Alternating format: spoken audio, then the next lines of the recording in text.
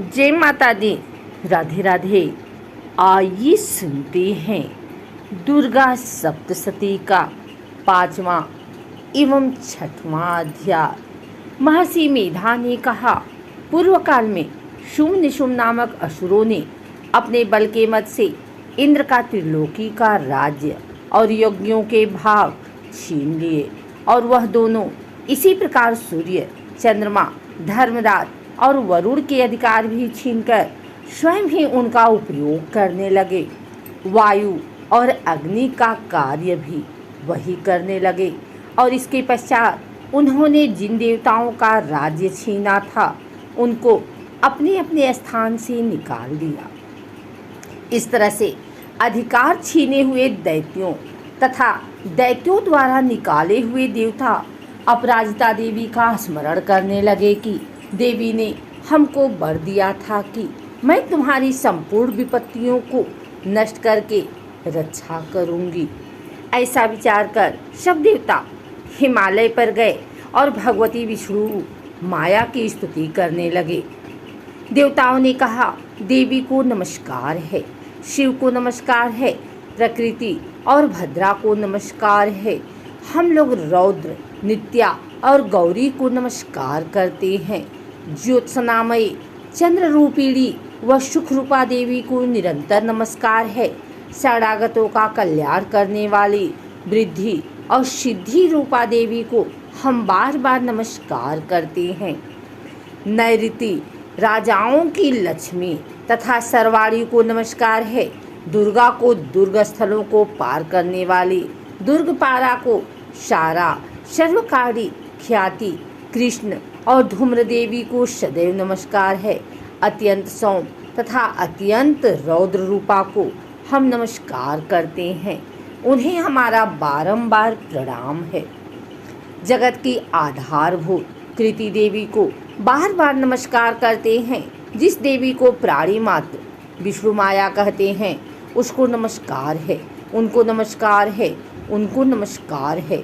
जो देवी संपूर्ण प्राणियों में चेतना कहलाती हैं उनको नमस्कार है। जो देवी संपूर्ण प्राणियों में बुद्धि रूप से स्थित हैं उनको नमस्कार है। जो देवी सब प्राणियों में निद्रा रूप से विराजमान हैं उनको नमस्कार है। जो देवी संपूर्ण प्राणियों में क्षुधा रूप से विराजमान है उनको नमस्कार है। जो देवी संपूर्ण प्राणियों में छाया रूप से स्थित हैं उनको नमस्कार है। जो देवी सब प्राणियों में शक्ति रूप से स्थित हैं उनको नमस्कार है। जो देवी संपूर्ण प्राणियों में तृष्णा रूप से स्थित हैं उनको नमस्कार है। जो देवी सब प्राणियों में शांति रूप से स्थित हैं उनको नमस्कार है। जो देवी सब प्राणियों में जाति रूप से स्थित हैं उनको नमस्कार है। जो देवी सब प्राणियों में लज्जा रूप से स्थित हैं उनको नमस्कार है। जो देवी संपूर्ण प्राणियों में श्रद्धा रूप से स्थित हैं उनको नमस्कार है।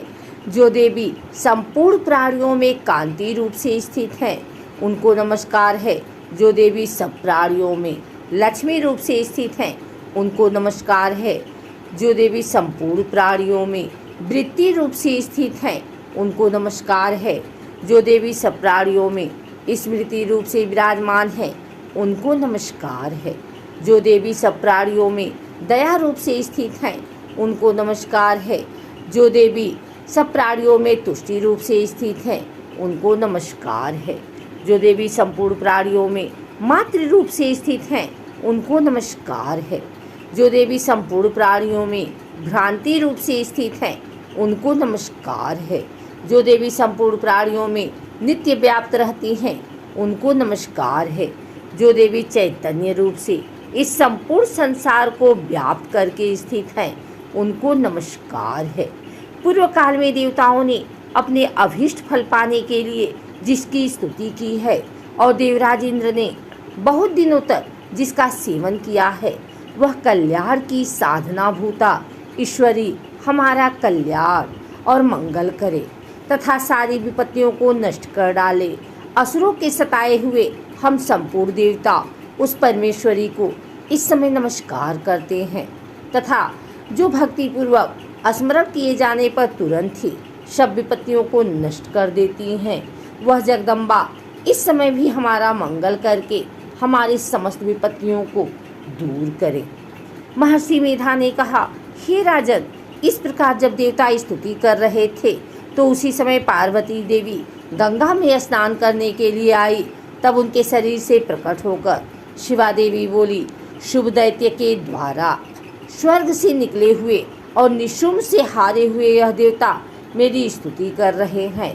पार्वती के शरीर से अंबिका निकली थी, इसलिए उनको संपूर्ण लोक में कौशिकी कहते हैं। कौशिकी के प्रकट होने के पश्चात पार्वती देवी के शरीर का रंग काला हो गया और वह हिमालय पर रहने वाली कालिका देवी के नाम से प्रसिद्ध हुई।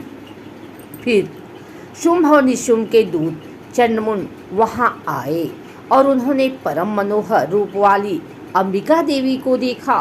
फिर वह शुंभ के पास जाकर बोले, महाराज, एक अत्यंत सुंदर स्त्री हिमालय को प्रकाशित कर रही है। वैसा रंग रूप आज तक हमने किसी स्त्री में नहीं देखा है। हे असुरेश्वर, आप यह पता लगाएं कि वह कौन है और उसको ग्रहण कर लें। वह स्त्रियों में रत्न है। वह अपनी कांति से दसों दिशाओं को प्रकाशित करती हुई वहाँ स्थित है, इसलिए आपका उसको देखना उचित है। हे प्रभु, तीनों लोकों के हाथी, घोड़े और मणि इत्यादि जितने रत्न हैं वह सब इस समय आपके घर में शोभायमान है। हाथियों में रत्न रूप ऐरावत हाथी और उच्चैःश्रवा नामक घोड़ा तो आप इंद्र से ले आए हैं। हंसों द्वारा जुता हुआ विमान जो ब्रह्मा जी के पास था अब भी आपके पास है, और यह महापद्म नामक खजाना आपने कुबेर से छीना है। समुद्र ने आपको सदा खिले हुए फूलों की किंजकलनी नामक माला दी है। वरुण का कंचन की वर्षा करने वाला छत्र आपके पास है। रथों में श्रेष्ठ प्रजापति का रथ भी आपके पास ही है। हे दैतेंद्र, मृत्यु से उत्क्रांतिका नामक शक्ति भी आपने छीन ली है, और वरुण का पास भी आपके भ्राता निशुंभ के अधिकार में है। और जो अग्नि में न जल सके ऐसे 2 वस्त्र भी अग्निदेव ने आपको दिए हैं। हे दैत्यराज, इस प्रकार सारी रत्न रूपी वस्तुएं आप संग्रह कर चुके हैं, तो फिर आप यह कल्याणकारी स्त्रियों में रत्न रूप अनुपम स्त्री आप क्यों नहीं ग्रहण करते?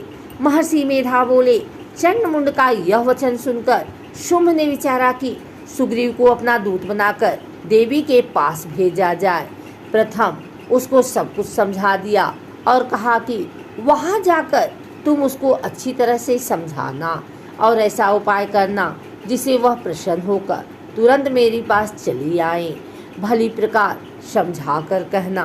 दूत सुग्रीव पर्वत के उस रमणीय भाग में पहुंचा जहां देवी रहती थी।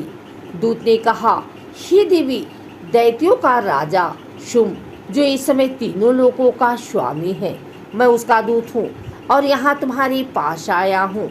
संपूर्ण देवता उसकी आज्ञा एक स्वर से मानते हैं। अब जो कुछ उसने कहला भेजा है वह सुनो।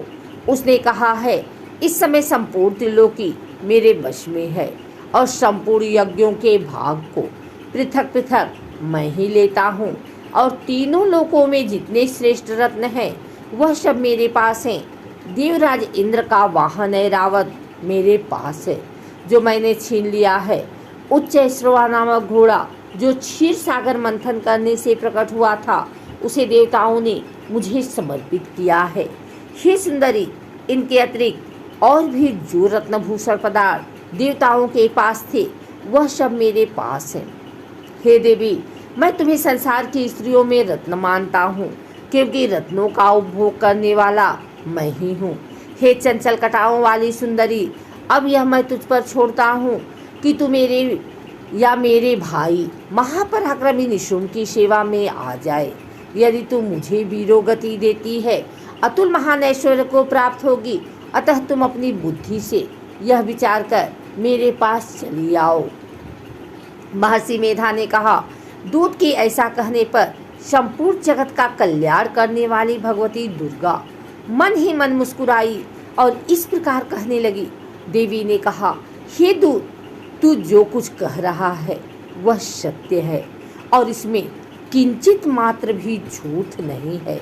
शुंभ इस समय तीनों लोकों का स्वामी है और निशुंभ भी उसी की तरह पराक्रमी है, किंतु इसके संबंध में मैं जो प्रतिज्ञा कर चुकी हूँ उसे मैं कैसे झुठला सकती हूँ। अतः तू मैंने जो प्रतिज्ञा की है उसे सुन। जो मुझे युद्ध में जीत लेगा और मेरे अभिमान को खंडित करेगा तथा बल में मेरे समान होगा वही मेरा स्वामी होगा। इसलिए शुंभ अथवा निशुंभ यहाँ आवे और युद्ध में जीतकर मुझसे विवाह कर लें। इसमें भला देर की क्या आवश्यकता है। दूत ने कहा, हे देवी, तुम अभिमान में भरी हुई हो, मेरे सामने तुम ऐसी बात न करो। इस त्रिलोकी में मुझे तो ऐसा कोई नहीं दिखाई देता जो कि शुंभ और निशुंभ के सामने ठहर सके। हे देवी, जब अन्य देवताओं में से कोई शुंभ और निशुंभ के समान युद्ध में ठहर नहीं सकता, तो तुम जैसी स्त्री उनके सामने रणभूमि में ठहर सकेगी। जिन शुंभ आदि असुरों के सामने इंद्र आदि देवता नहीं ठहर सके, तो फिर तुम अकेली स्त्री उनके सामने कैसे ठहर सकेगी। अतः तुम मेरा कहना मानकर उनके पास चली जाओ, नहीं तो जब वह तुम्हें केस पकड़कर घसीटते हुए ले जाएंगे तो तुम्हारा गौरव नष्ट हो जाएगा। इसलिए मेरी बात मान लो। देवी ने कहा, जो कुछ तुमने कहा ठीक है। शुंभ और निशुंभ बड़े बलवान हैं, लेकिन मैं क्या कर सकती हूँ, क्योंकि मैं बिना विचारे प्रतिज्ञा कर चुकी हूँ। इसलिए तुम जाओ और मैंने जो कुछ भी कहा है वह सब आदरपूर्वक और सुरेंद्र से कह दो।